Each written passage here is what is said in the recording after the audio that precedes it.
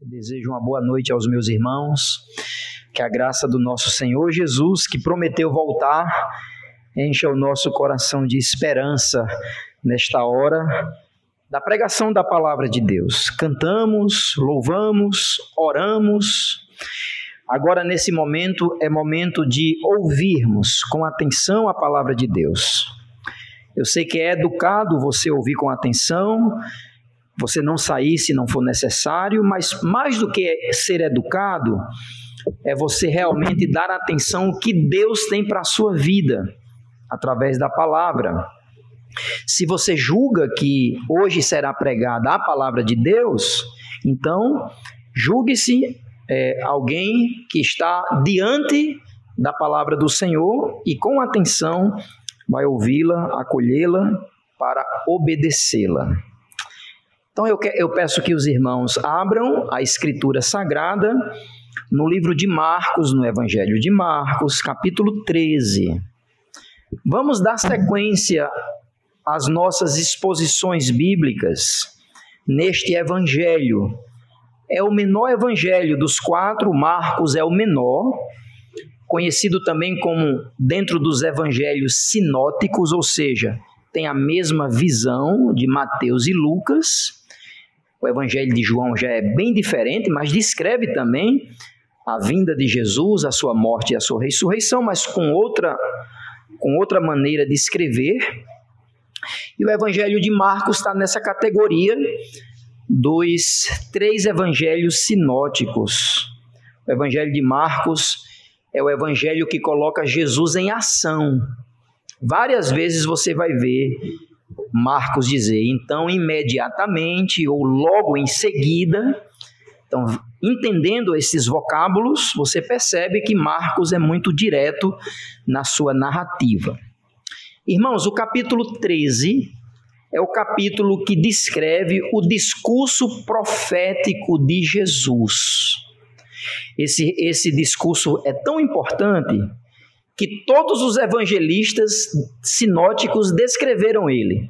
Mateus e Lucas registraram as últimas palavras de Jesus em relação às profecias sobre eventos que ainda acontecerão. Então você está aí no capítulo 13, o coração deste capítulo, o coração deste discurso de Jesus é o versículo 26 e o versículo 27, que a gente nem vai tratar dele hoje, mas eu quero simplesmente situar os irmãos qual é o conteúdo deste discurso. Então, apenas para que você possa ser posicionado no texto, veja aí na sua Bíblia, não olhe para mim, olhe para a Bíblia agora, Marcos capítulo 13, versículo 26 e 27, que diz, então verão vir o Filho do Homem nas nuvens com grande poder e glória, e ele enviará os seus anjos e ajuntará os seus escolhidos desde os quatro ventos da extremidade da terra até a extremidade do céu. Então o versículo 26 e o versículo 27 é como se fosse o coração desse discurso. E qual é o coração desse discurso? Qual é o assunto que ele diz aí? Qual é o assunto? A volta do Filho do Homem. Coisa que acabamos de cantar aqui. Mas antes dele chegar neste assunto, que é o principal dentro do discurso, ele vai pontuar algumas questões. Então ele vai falar sobre a destruição do templo, coisa que vimos a semana passada. Em seguida, ele vai falar sobre um assunto chamado o princípio das dores. Depois ele vai falar sobre um sinal que eles vão perceber, que é quando o abominável das desolações assentar no templo, ele vai dizer aqui. E finalmente ele vai falar sobre a volta do Filho do Homem para estabelecer o reino messiânico. Então você já deve estar apercebido do que Jesus está falando aqui. Ele está preocupado em ensinar os seus discípulos sobre a sua vinda e quais seriam as características dos fins dos tempos. Mas aí vem uma outra pergunta. Pastor, por que ele ensinou sobre esse assunto? A gente viu a semana passada, verso de 1 a 3, que os discípulos estavam muito admirados com o templo. Você lembra disso? Vamos ler de novo o verso de 1 a 3. Acompanhe comigo. E saindo ele do templo, disse-lhe um dos seus discípulos: Mestre, olha que pedras e que edifícios. Respondendo Jesus, disse-lhe: Vês essas grandes pedras, esses grandes edifícios? Não ficará pedra sobre pedra que não seja derrubado. Eita! Jesus trouxe um assunto que eles não esperavam, que era a destruição do templo. O templo era o coração da religião dos judeus. O templo que foi dado a Moisés, a construção de um tabernáculo. Depois foi dada a maquete a Salomão para a construção de um templo físico. Esse templo de Salomão foi destruído por Nabucodonosor, está tudo no Antigo Testamento, e reconstruído na época do governador Zorobabel, Esdras e Neemias. O templo de Jesus aqui é o templo que Herodes, o rei Herodes, reconstruiu após o exílio na época já aqui de Jesus. Pelo menos, conforme os historiadores, 20 anos antes da vinda de Jesus, o templo já estava reconstruído. E esse templo era suntuoso, era algo esplêndido, algo que os olhos não se cansavam de ver. Inclusive, domingo passado, eu trouxe alguns fatos históricos. Um historiador chamado Flávio Joséfo, você pode até comprar o livro dele, é um historiador do primeiro século, História das Guerras dos Judeus, está lá na internet, você pode comprar esse livro, e você vai ver o quanto esse templo era bonito. Aqui, a Bíblia não fala da beleza do templo, só fala da admiração dos discípulos. Então, de fato, era mesmo algo assim fascinante. Mas o que é que Jesus disse? Está vendo essa beleza todinha? Não vai ficar o quê? Pedra sobre pedra. E aí os discípulos ficaram muito perturbados com essa palavra de Jesus. Como assim, Senhor? Como é que o símbolo da nossa devoção vai ser destruído? E aí é no versículo, atenção, veja comigo o versículo 3. Assentando-se ele no Monte das Oliveiras, de frente do templo, Pedro, Tiago, João e André lhes perguntaram em particular. E eles disseram assim, atenção ao versículo 4. Dize-nos, quando serão estas coisas?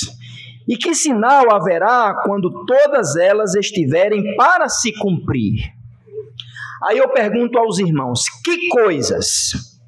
Qual foi o assunto que ele disse antes? A destruição do templo. Até então eles não sabiam do versículo 26 e 27, porque é na sequência do discurso de Jesus.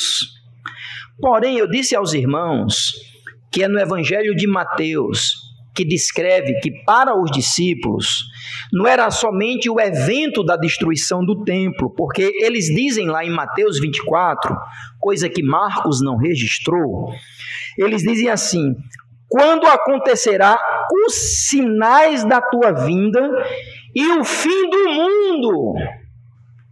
Então, Mateus, capítulo 24, verso 3, o evangelista Mateus, ele descreve que os discípulos foram mais além desta pergunta que Marcos registra aqui. Eles estão interessados sobre o fim do mundo, o fim dos tempos. Então, irmãos, é dentro desta preocupação dos discípulos, tendo em vista que o templo seria destruído, eles disseram, só pode ser o fim do mundo. Se o templo não vai ficar pedra sobre pedra, então Jesus descreve isso e ele diz, eu vou dar a vocês sinais. da vinda do Filho do Homem e o fim dos tempos. Então, a partir do versículo 4, irmãos, Jesus começa o discurso que hoje eu quero classificá-lo como o princípio das dores, ok? Então, o tema da nossa mensagem hoje é o princípio das dores. Porque do verso de 1 a 3, essa profecia se cumpriu. Foi a destruição do templo no ano 70 da era cristã, através do imperador, do general Tito e do imperador Vespasiano. Você pode ver isso na história de forma muito, muito bem catalogada. Não vou falar mais sobre este assunto. Mas aí, irmãos, a pergunta é: quem é Jesus aqui no texto? Jesus é aquele que o que ele fala se cumpre, não é verdade? O templo foi destruído, sim ou não? Foi. Não ficou pedra sobre pedra. Porque Jesus não está interessado apenas na aparência. Não que isso não seja importante. É claro que é importante. Tem o seu valor. A estética tem o seu valor. Mas o mais importante, o que Jesus de fato está interessado, é no nosso coração, nas intenções da nossa alma. Então, o templo vai acabar. Lembra que anteriormente Jesus discutiu com os fariseus dentro do templo. Jesus chamou eles de aqueles que fizeram do templo de Deus um covil de salteadores. Então essa tensão estava no ar. Jesus olhou inclusive uma viúva a entregar míseras moedas de prata e Jesus disse que ela deu mais do que todos, porque ela deu de todo o seu coração. Está aí no capítulo 12, finalzinho do capítulo 12, a gente já viu isso. E agora o templo será destruído. Mas aí ficou uma pergunta no ar. A pergunta é: Senhor, quais são os sinais, quais são as características da sua vinda e do fim do mundo? Conforme o Evangelho de Mateus, porque o Evangelho de Marcos, versículo 4, eles só dizem quando serão estas coisas e quais são os sinais que essas coisas vão acontecer, né? Vão se cumprir. Então veja comigo agora, capítulo 13, do versículo 4, vamos ver se a gente chega hoje até o versículo 13, do 4 ao 13. É o meu objetivo hoje para falar sobre o princípio das dores. Atenção, acompanhe na sua Bíblia. Dize-nos, versículo 4, dize-nos, quando serão estas coisas e que sinal haverá quando todas elas estiverem para se cumprir? E Jesus respondendo-lhes, começou a dizer, olhai que ninguém vos engane, porque muitos virão em meu nome, dizendo, eu sou o Cristo, e enganarão a muitos. E quando ouvirdes de guerras e de rumores de guerras, não vos perturbeis, não vos assusteis, porque é assim que deve acontecer, mas ainda não é o fim. Versículo 8. Porque se levantarão nação contra nação, reino contra reino, e haverá terremotos em vários lugares, e haverá fome e tribulações. Mas estas coisas são o quê? Os princípios das dores. Mas olhai por vós mesmos, versículo 9, porque vos entregarão aos concílios e às sinagogas, e sereis açoitados, e sereis apresentados perante presidentes e reis, por amor de mim, para lhes servir de testemunho. Mas importa que o evangelho seja primeiramente pregado entre todas as nações. Quando, pois, vos conduzirem e vos entregarem, não estejais ansiosos de antemão pelo que haveis de dizer, nem premediteis, mas os que for dado naquela hora, isso falai, porque não sois vós os que falais, mas o Espírito Santo. E o irmão entregará a morte a irmão, e o pai ao filho, e levantar-se-ão os filhos contra os pais, e os farão morrer, e sereis odiados por todos por causa do meu nome. Mas quem perseverar até ao fim, esse será salvo. Amém? Tem muita coisa aqui, muita coisa importante, irmãos, para a nossa vida espiritual, para a nossa fé em Jesus, para a nossa caminhada no discipulado e, sobretudo, para a nossa esperança bendita, que nós estamos no lado da vitória, no lado de que, às vezes, apesar das dificuldades, apesar da voracidade do inimigo, nós temos a plena certeza de que estamos no lado da vitória. Então, esse discurso de Jesus, como já disse, e conforme o próprio texto no versículo 8, estabelece o princípio das dores.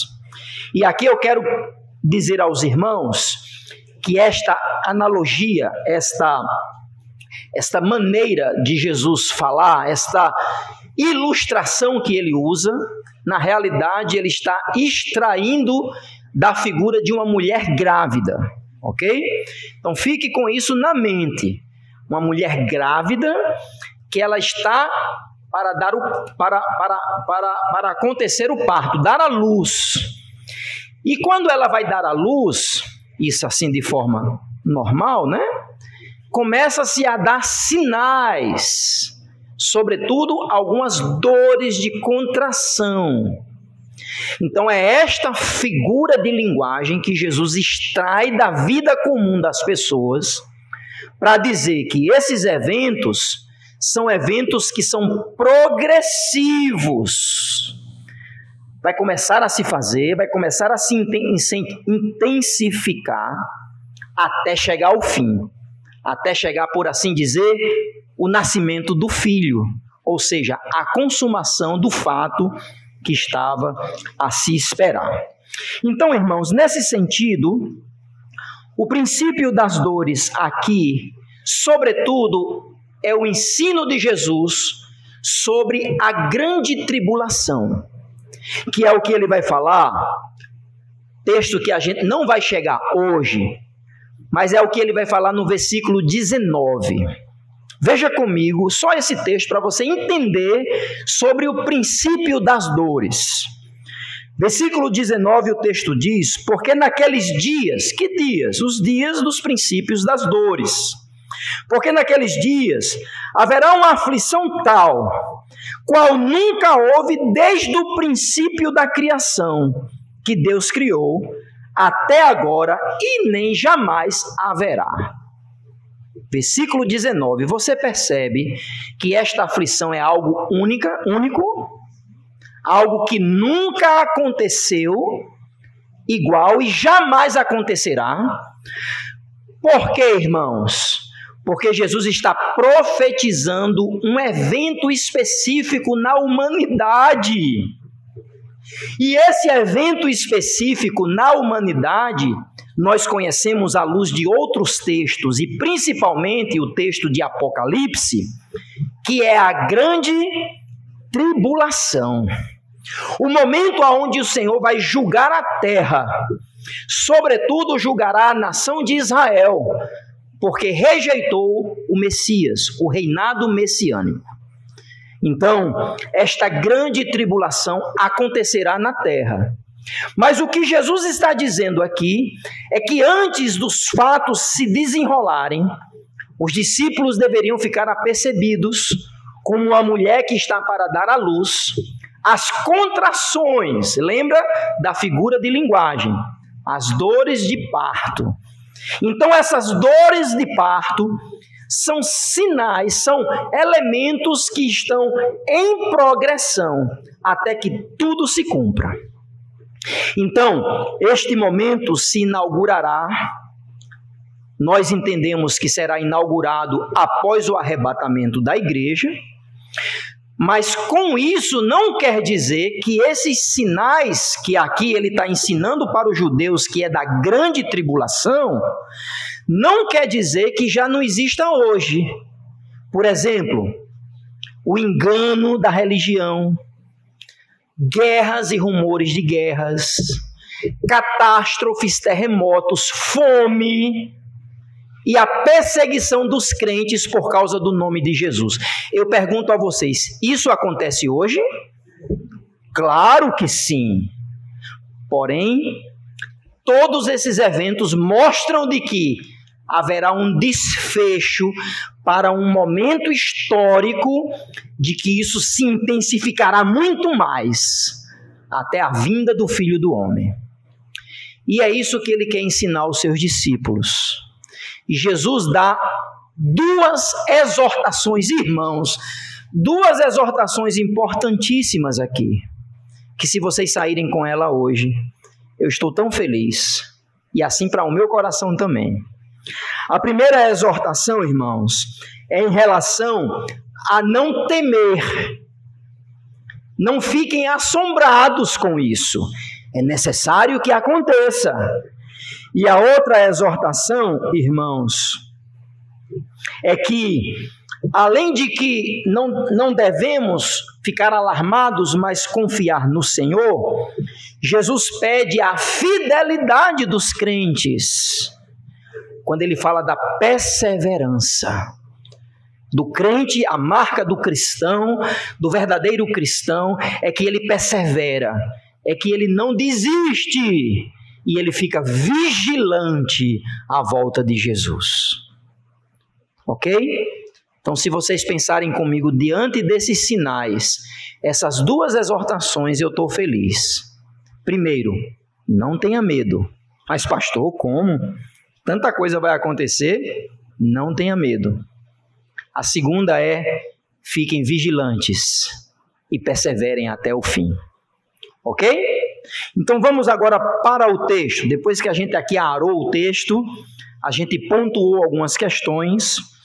Ele vai dizer então, sentado diante do templo para esses discípulos em particular, a partir do versículo 5, irmãos, atenção, Jesus está olhando para o templo, dizendo que ele seria destruído, e ele começou a dizer assim, olhai, veja comigo o versículo 5, olhai, e Jesus respondendo lhe começou a dizer, olhai que ninguém vos engane.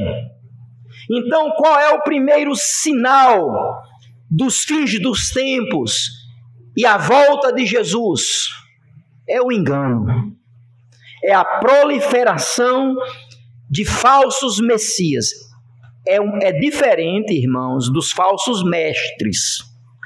Veja, irmãos, que no versículo 6, esse engano vai se dar de pessoas que estão dizendo que é o Cristo. É diferente do falso mestre. O falso mestre prega um falso Cristo. Já aqui, o primeiro sinal é que a própria pessoa se intitula, sendo ela o Cristo. Ah, pastor, e aqui eu não vejo muito isso, não. Pessoas se dizendo que é o Messias e as pessoas sendo arrebanhadas para liderar. É verdade. Mas deixa eu dizer aos irmãos que no mundo judeu existe essa expectativa do Messias. Inclusive, vocês sabem que os judeus, eles não aceitam Jesus como Messias, como Yeshua, né? Como aquele que viria. Eles não aceitam. E eles buscam, ainda hoje, o rabino, o grande mestre, aquele que seria o Messias. Meus irmãos, em 2021, morreu um rabino, lá em Jerusalém, com 94 anos. Eu fiquei impressionado quando eu estava pesquisando que os judeus alguns já estavam indicando que talvez aquele rabino fosse o Messias. Para a gente isso é tão absurdo, não é?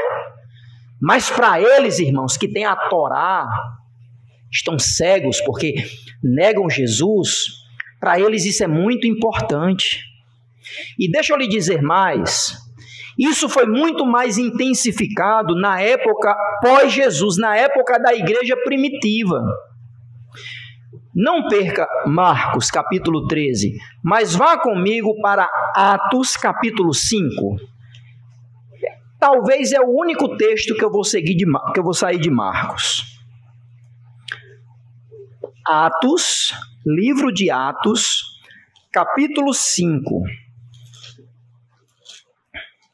Atos, capítulo 5.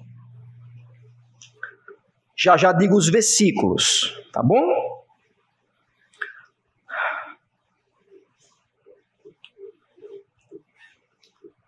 O que é que está acontecendo aqui? 2 discípulos de Jesus, aqui já é a igreja, na época da igreja. Jesus já tinha morrido, já tinha ressuscitado, ele já tinha subido aos céus e tinha dito que a igreja continuaria o trabalho, ok? E aqui Pedro e João são presos. E aí o sinédrio se levanta, os mesmos que acusaram Jesus, para matar Pedro e João. Aí levanta-se um mestre, um doutor da lei, chamado Gamaliel. Veja comigo o versículo 33, 5:33.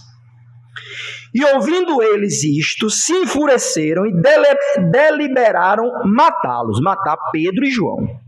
Mas, levantando-se do conselho um certo fariseu, chamado Gamaliel, doutor da lei, venerado de todo o povo, mandou que por um pouco levasse para fora os apóstolos. Versículo 35.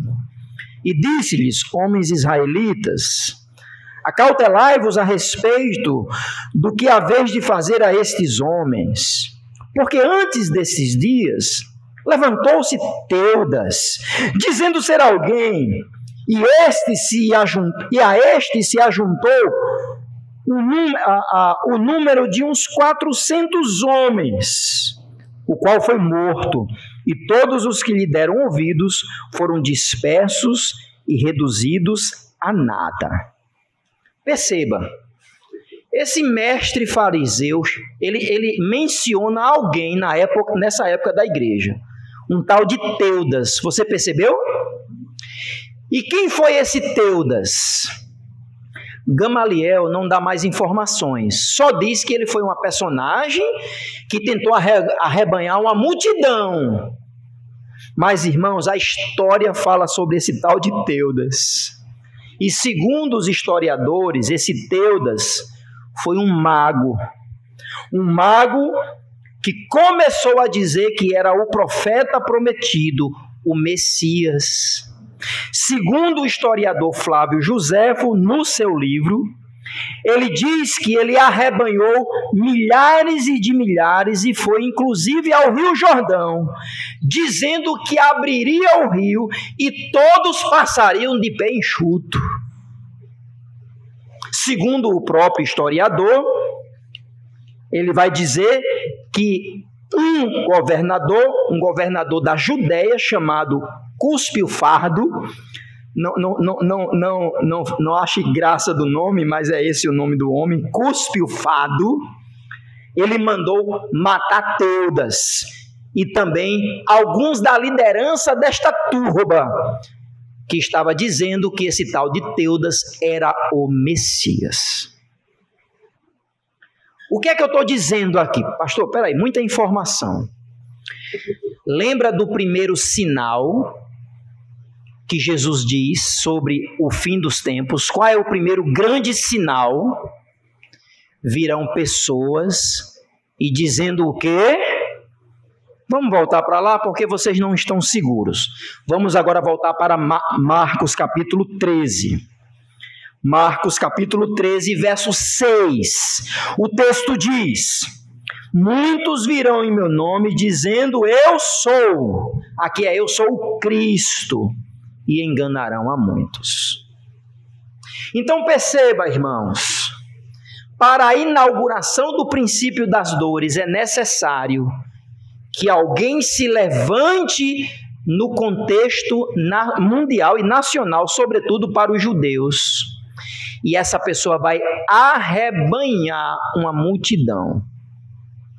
Aí eu pergunto, irmãos, lá em Apocalipse aparece alguém que a nação de Israel vai achar que ele é o Messias. Quem é essa pessoa? O anticristo. Inclusive, na abertura dos selos, Apocalipse capítulo 6, o primeiro selo que o Cordeiro abre é um homem que ele não diz quem é, que ele diz ele vem num cavalo branco e ele vem vitorioso para vencer. Não está dizendo que ele vai vencer, mas ele vem para vencer.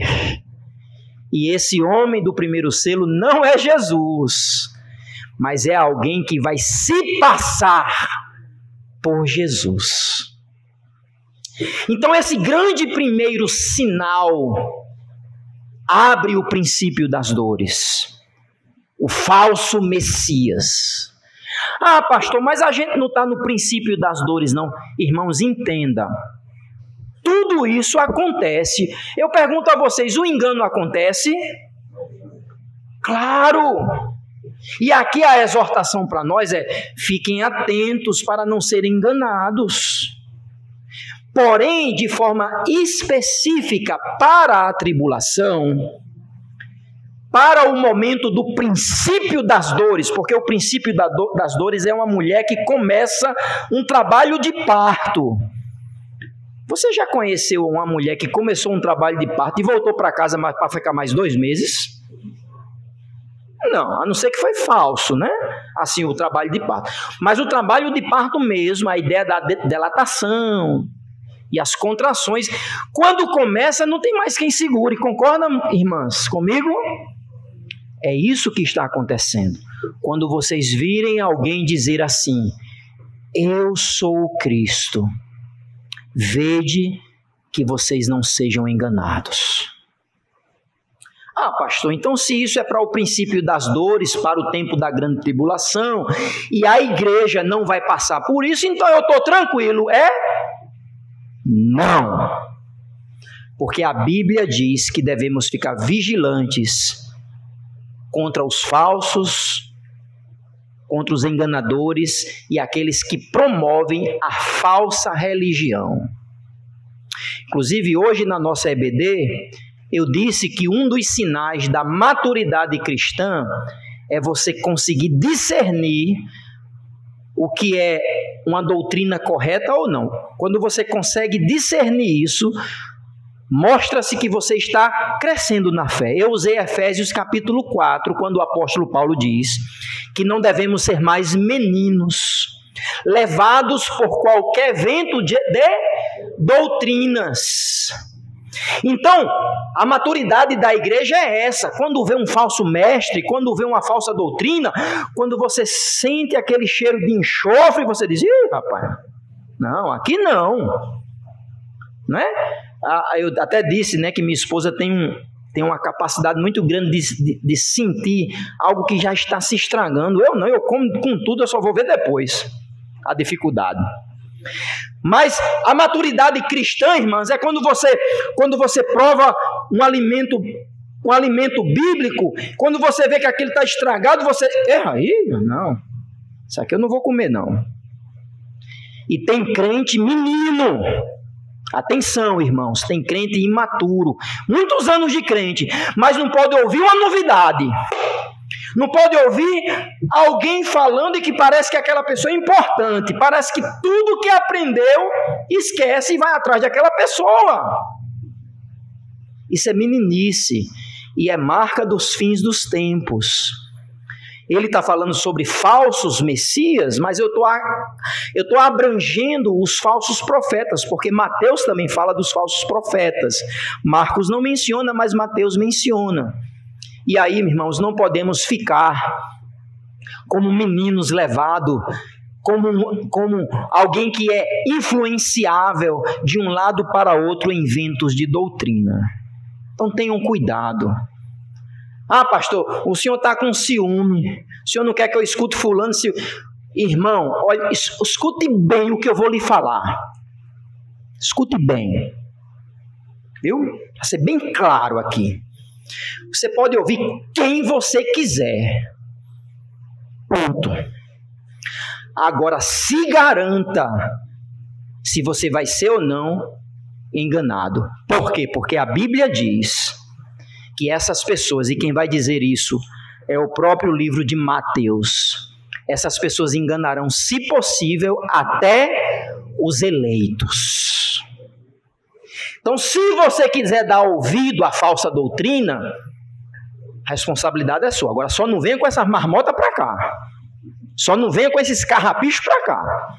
Que aí não, aí, meu irmão, aí eu vou combater. Me perdoe. Me perdoe não, aí você não conheceu o pastor Robério. Aí eu vou bater em cima. Eu morro pela sã doutrina. E eu estou falando literalmente, com a graça de Deus. Que Deus me dê essa capacidade. E aí você é responsável pelo que você ouve, viu? Eu acho incrível, irmãos. Incrível. Às vezes a gente ensina. Aí alguém fala uma coisa, aquela pessoa parece que escambaleia. Aí eu lembrei de um certo autor que diz assim, ó, preste atenção. Enquanto a mentira dá volta ao mundo, a verdade está calçando os sapatos. Pensa numa coisa que eu achei interessante. A mentira é ligeiro, mas a verdade parece que é devagar. Enquanto a mentira dá uma volta ao mundo, a verdade está calçando os sapatos. Vede que ninguém vos engane. Irmãos, isso é muito sério. Mas aí, irmãos, continuando ao texto, versículo 7 também diz, atenção ao verso 7, que quando ouvirdes de guerras e rumores de guerras, não vos assusteis, não vos perturbeis, porque assim deve acontecer, mas ainda não é o fim. O fim de quê? O fim dos tempos, porque é o princípio das dores. Então Jesus está dizendo, calma, vai piorar, mas aqui são sinais. Aí eu pergunto aos irmãos, existem rumores de guerras hoje em dia? Existem nações contra nações e reinos contra reinos? E desde que mundo é mundo, existem guerras? Eu não preciso nem investir tempo na inteligência de vocês para dizer que sim. E por que Jesus coloca isso como um sinal do princípio das dores? Porque lá em Apocalipse, irmãos, o segundo cavalo é o cavalo da guerra. O cavalo vermelho. E atrás dele vem a morte. Então, esses rumores de guerras e princípios de guerras entre reino contra reino é algo generalizado. Agora, pastor, eu lembro que meu avô, meu bisavô era crente e quando teve a Primeira e a Segunda Guerra Mundial, os crentes naquela época disseram, pronto, Jesus vai voltar. Escute, meus amados irmãos, nós não precisamos ver na TV, na mídia, uma guerra, uma terceira guerra mundial, uma guerra nuclear para dizer Jesus vai voltar. Por quê? Porque Jesus pode voltar a qualquer momento e ele não precisa deste sinal, porque esse sinal já está sendo dado, irmãos. Agora, eu preciso dizer que apesar de que creio que o texto está falando de guerras e rumores de guerras na tribulação, para vir alguém que eu vou dizer na próxima mensagem, que é o versículo 14, o assolador da perturbação, que é o anticristo, ele vai ser a pessoa que vai trazer a paz para Jerusalém, olha, a paz. Eu preciso dizer que apesar desses sinais, guerras e rumores de guerras, rei contra as reis, nação contra nação, de fato se intensificará na tribulação, eu preciso dizer aos irmãos que o palco já está montado para a volta de Jesus. Você quando é um estudioso atento à Bíblia e à história, você vai perceber que a história teve marcos de grandes impérios. Império egípcio, o império... agora eu esqueci, porque está na minha mente. Império assírio, império babilônico, império otomano, império romano, império grego. O império medo-persa, que foi antes do grego, antes do romano. Existia impérios que dominavam, por assim dizer, o mundo. Agora, hoje, apesar de sabermos que tem grandes potências mundiais, sobretudo por causa do poder bélico nuclear, o poder não está somente em um império. Vocês entendem? Nações contra nações e reinos contra reinos. E talvez hoje, eu não estou dizendo, pastor disse que essas guerras, Estados Unidos, China, Rússia, parará, pererê, eita, Jesus não precisa dessas nações para voltar, ok? Mas estou dizendo que quando eu leio a Bíblia e quando eu leio a história, eu entendo que o palco está montado. E tem muito crente achando que o céu é aqui. E que vai ter paz aqui. Não vai, meus irmãos. E desculpa ser hoje o mensageiro da catástrofe, mas a tendência é piorar. A não ser que você vá para o outro lado. Ó, o outro lado tem tudo, ó. O outro lado você vai ter todos os benefícios, mas não vai ter Cristo. Porque a marca do cristão na perseguição, o texto claramente vai dizer que eles vão dar testemunho de Jesus, por causa de Jesus eles serão odiados. É que eles rejeitarão o sistema que vai ser implementado na grande tribulação. E eu diria aos meus irmãos, mais do que nunca, um sistema mundial está prestes a ser desenvolvido na humanidade. Uma única moeda, um único líder. Pastor, está sendo apocalíptico. Vede que ninguém vos engane. É o princípio das dores. Não vos assusteis. Veja comigo, irmãos, o versículo 7. Porque assim deve acontecer. Meus irmãos, Jesus tem a história nas mãos. Jesus tem os fatos históricos. Jesus já escreveu. Não é que ele está escrevendo, não é que ele olha para a América do Norte, que ele olha para a Rússia, que ele olha para o grande asiático, a China, e ele diz, não, então vou escrever aqui. Jesus já escreveu, irmãos. E talvez essa geração nem veja. Mas Jesus não quer que a gente fique olhando o mapa. Jesus quer que a gente fique olhando para o céu, porque é Ele que vai voltar, irmãos. Não importa se é China, se é América do Norte, se é a Rússia. Para nós não importa. O que importa é que Ele disse, é necessário que assim... Veja o versículo 7. É necessário que assim aconteça.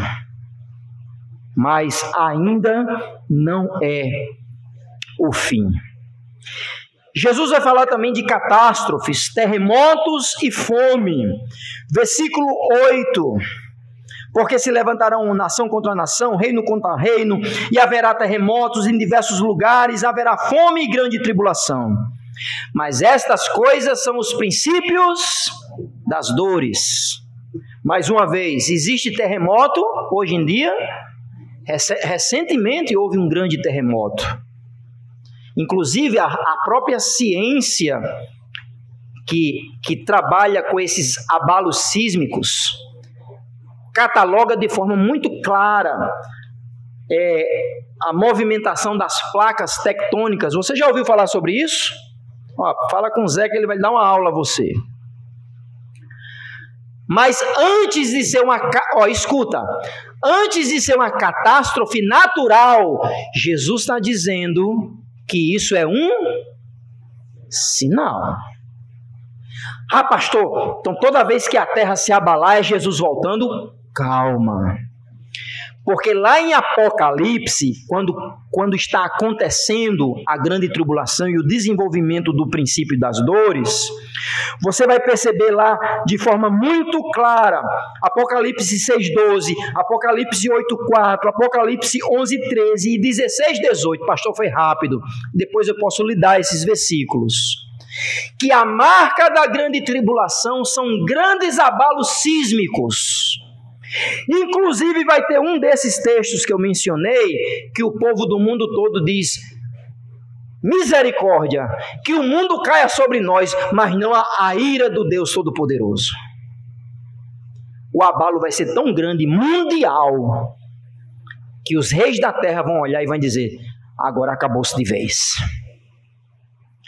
Então, quando abalar a terra, nem seja um cientista cético de falar de placas tectônicas, mas nem seja também um crente alarmado. Quando se abalar, lembra, Jesus está voltando. Vai ser na minha geração? Não importa, eu não sei. O que eu sei é que Jesus disse que terremotos seria sinal da vinda do Filho do Homem. E ele diz que também a fome. E a fome, irmãos, na realidade, ela vai no rastro da guerra e das catástrofes naturais. Concorda? Aonde tem guerra e aonde tem catástrofes de magnitude quase que nacional ou global, conforme vai ser a grande tribulação, vem a fome.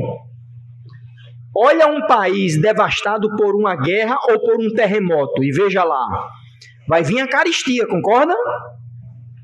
E aí vem um cavalo amarelo, lá de Apocalipse, capítulo 6, um cavalo pálido. Qual é a cor da fome?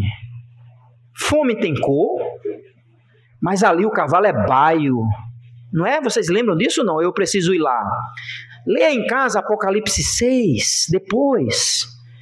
O cavalo é como se tivesse fome, e ele é amarelo, mas não é amarelo, ele é pálido.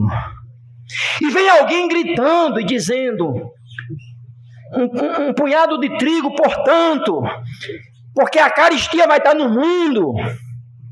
E Jesus diz: além de terremotos, haverá carestia, haverá fome. E hoje em dia existe isso. Fome em aspectos mundiais, mas no princípio das dores, irmãos, isso vai ser algo em escala extraordinária. E por fim, outros sinais que haverão de acontecer, veja comigo o versículo 9. Mas olhai por vós mesmos, porque vos entregarão aos concílios e às sinagogas. Sereis açoitados e sereis apresentados perante os presidentes e reis. Atenção, por amor de mim, para lhe servir de quê? De testemunho. Mas importa que o evangelho seja primeiramente pregado entre todas as nações. O outro sinal do princípio das dores é que na ocasião da grande tribulação, os crentes serão perseguidos. Mas eu pergunto a vocês, o crente é perseguido hoje? Sim.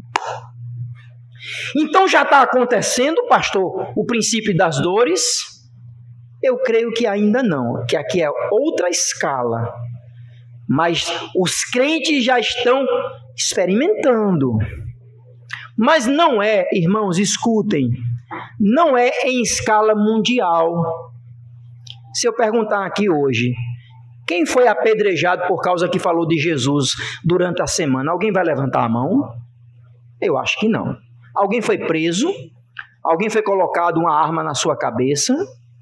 Não. Então, ainda não existe uma perseguição a nível mundial.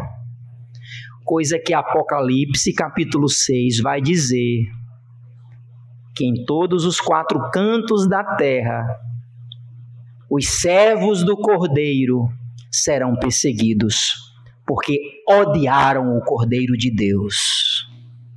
Agora, devemos entender, irmãos, que o próprio Jesus disse que a própria igreja passaria por esse estágio, em certa medida, obviamente, menor, mas de que o mundo odeia os crentes. E por que o mundo odeia os crentes, irmãos? Porque primeiro odiaram a quem? Ao próprio Cristo. Leia João capítulo 15, quando ele diz: o mundo odiarão vocês, mas porque primeiro eles me... Olha, você pode falar de amor, você pode ser de qualquer religião, qualquer uma. Ai, paz e amor, ai, fulano de tal é tão espiritualista, olha como uma pessoa iluminada. Agora fala de Jesus para você ver que começa a capetada a sair. Ou não é assim, irmãos? Claro que é uma força na retórica, estou até exagerando um pouco. Mas é o nome de Jesus que faz a diferença, porque religião tem muitas, concorda? Mas quando você fala de Jesus, o crucificado, o ressurreto dentre os mortos, o que está à destra do Pai e que salva o pecador, mas exige do pecador arrependimento e fé. Ah, não, isso é demais. E aqui, irmãos, no princípio das dores, o texto diz que é por amor a Jesus, veja o final do versículo 9, por amor a Jesus, que eles serão testemunhas. Essa palavra é a mesma que Atos 1:8 usa para dizer que a igreja receberia do alto o poder para ser testemunha de Jesus, começando em Jerusalém até os confins da terra. Mas aqui, irmãos, essas testemunhas dentro dos princípios das dores e da grande tribulação é algo específico que Apocalipse vai dizer que é o momento quando que o Cordeiro escolhe 144 mil selados. Eu não tenho tempo para ir para Apocalipse 6, vou deixar isso para outro momento, é importante. Não vou para lá hoje, mas sabe o que o texto diz lá? Que no início da tribulação o Cordeiro vai escolher 12 mil judeus de cada tribo, e que eles são homens. Não me pergunte, irmãs, o motivo que são homens. O dono quis assim. São homens solteiros que não tiveram relação com mulheres. O texto diz até isso. E diz que eles vão pregar sobre o Cordeiro. E que no final da pregação, que são as duas testemunhas que morrerão, aparecerá um anjo no céu dizendo: foi consumado. O evangelho do reino foi proclamado em todas as nações. E aqui é o princípio das dores, aonde o anticristo mostra a sua carranca. Capítulo 14 de Apocalipse, quando o anjo diz, a Bíblia diz que o diabo é expulso e ele, com todo ódio, vai até o fim à busca dos últimos remanescentes que creram no Senhor. E o anjo diz: foi consumado, o evangelho do reino foi pregado. Agora, pastor, então se isso é lá na tribulação, princípio das dores, o que é que a gente tem a ver? Espera aí, irmãos, o que é que Jesus disse para a igreja? Pregar o evangelho. Não no sentido do evangelho do reino, essa nomenclatura é muito importante. O evangelho do reino será pregado na grande tribulação, porque o rei vai voltar e vai estabelecer o trono de Davi. Mas nós pregamos o evangelho da graça, que o pecador que se arrepende também entra na família real de Jesus. E nós precisamos pregar o evangelho, irmãos. O tempo está próximo, não podemos perder mais tempo. E ainda mais, o texto diz que o Espírito Santo vai nos ajudar. Aqui é na tribulação, mas ainda hoje, a partir da vinda de Jesus, da sua morte e ressurreição, ele enviou o Consolador para que ele conduzisse a igreja. Veja comigo o versículo 11. Estou terminando, meus irmãos, por favor. Quando, pois, vos conduzirem e vos entregarem, não estejais ansiosos de antemão pelo que haveis de dizer, nem premediteis mais o que vos for dado naquela hora. Isto falai, porque não sois vós que os falai, mas o Espírito Santo. Eu vou ler de novo, que eu li meio... Vou pegar essa versão aqui, versículo 11. Atenção comigo, versículo 11. Quando, pois, levarem vocês para os entregar, não se preocupem com o que irão dizer, mas digam o que lhes foi concedido naquela hora, porque não são vocês que estão falando, mas o Espírito Santo. Deixa eu lhe dizer uma última informação para mim, para uma aplicação final. Tem gente que pega esse texto assim, diz assim, atenção, uma seita por aí, chamada Congregação Cristã no Brasil, a CCB, ou a Igreja do Véu, uma seita. Eles dizem assim, pastor, a pessoa que vai pregar não pode estudar não. Tem que ser o pão quente. Vocês já ouviram isso? Já, não é?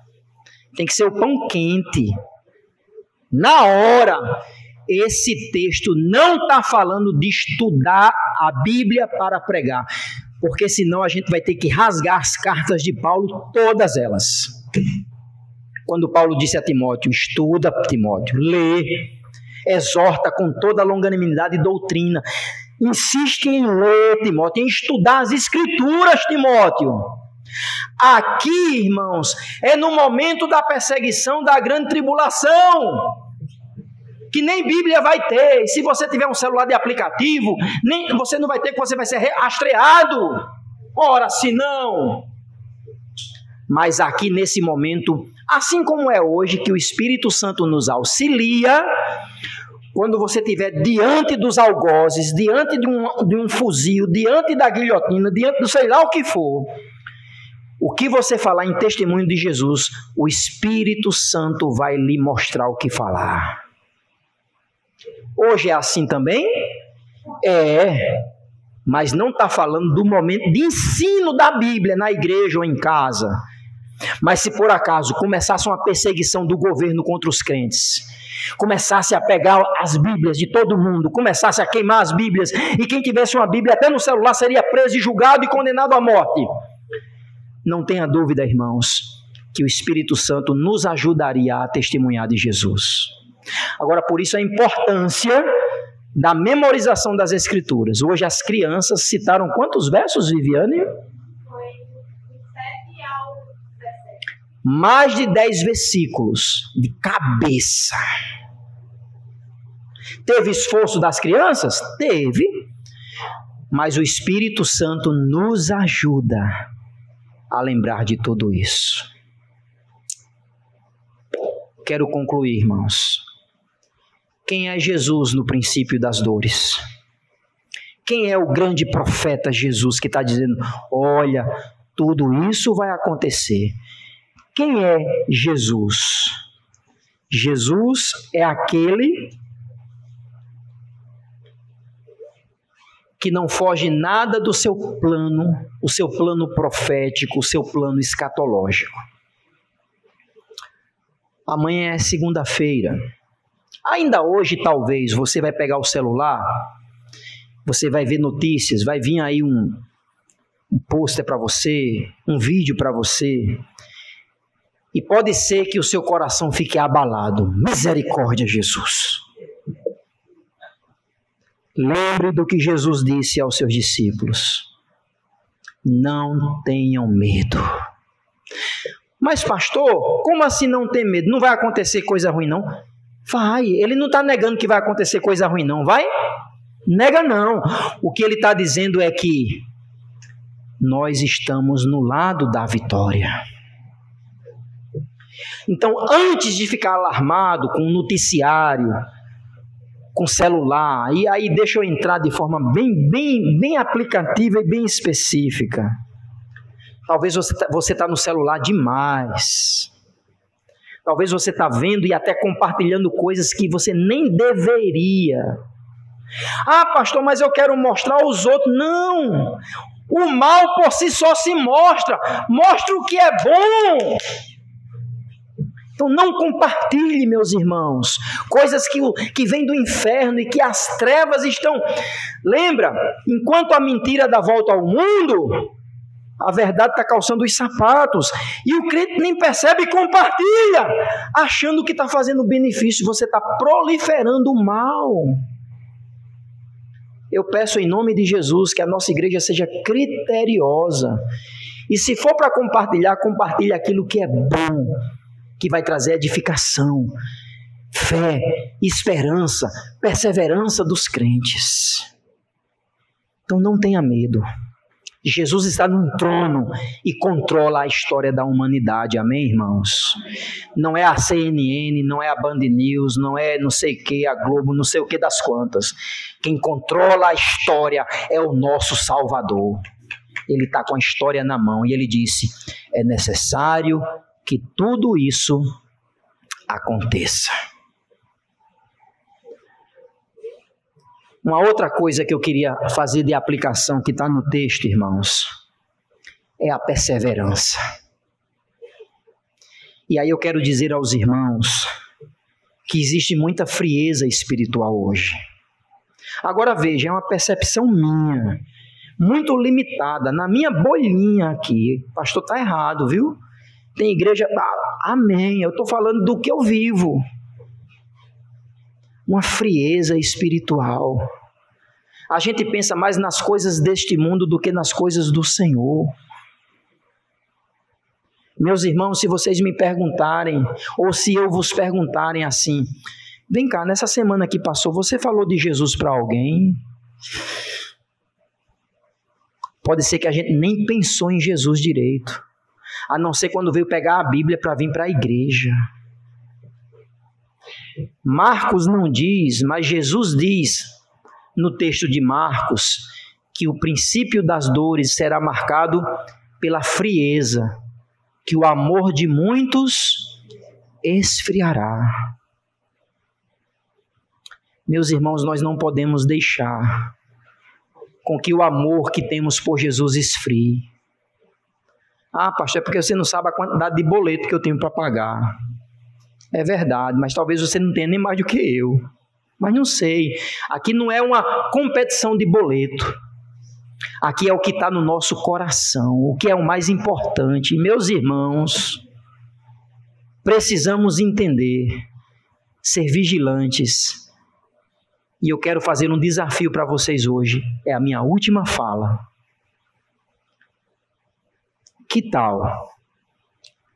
Assim, quando você acordar,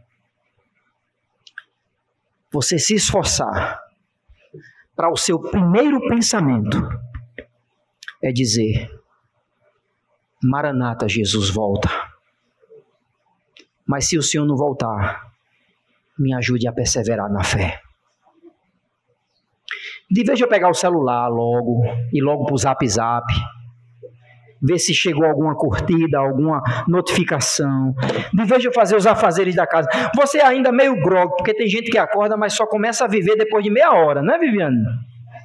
Porque antes de meia hora a pessoa está quase que um zumbi, só fazendo no automático. É normal isso, acontece, tem gente que é rápido. Eu consigo me acordar, pegar o carro e se precisar sair dirigindo. Minha esposa não é assim, normal. Mas deixa eu dizer, assim que acordar, até ela e todos aqui vão dizer: Maranata, Jesus volta hoje. Mas se o Senhor não voltar, me ajude a perseverar por causa do teu nome. O princípio das dores vai chegar. A gente está na antessala do princípio das dores. O que Jesus nos quer, irmãos, é sermos esperançosos, não ter medo e perseverar para o nome de Jesus. Vamos orar.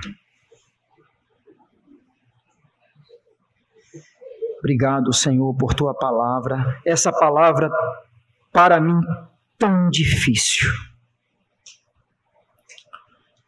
O Senhor testemunhou o quanto eu me debrucei a esse texto. Que entendo o que está dentro daqueles textos na prateleira de cima. E que às vezes parece que a gente não está nem aí para ele. Ajuda-nos, ó Deus, a não sermos enganados pelos falsos mestres. Ajuda-nos a entender que o Senhor está no controle da história e que tudo o que está acontecendo é necessário que aconteça. Ajuda-nos a pregar o Evangelho, nos dá força na hora da tribulação. Quando aqueles que odeiam ao Senhor e a nós quiserem nos atribular, que o Espírito Santo nos fortaleça para sermos testemunhas do Senhor. E enquanto o plano escatológico do Senhor não começa de fato a grande tribulação e aí a igreja será arrebatada, enquanto estamos aqui, ajuda-nos a ensinar aos outros que Jesus está voltando e que esse mundo será julgado e que não haverá escapatória para aqueles que rejeitam a Jesus. Senhor, Deus e Pai, nos ajude. A tua igreja está calada, está fria, está pensando nas contas, está pensando na aposentadoria, está pensando na profissão, está pensando na família.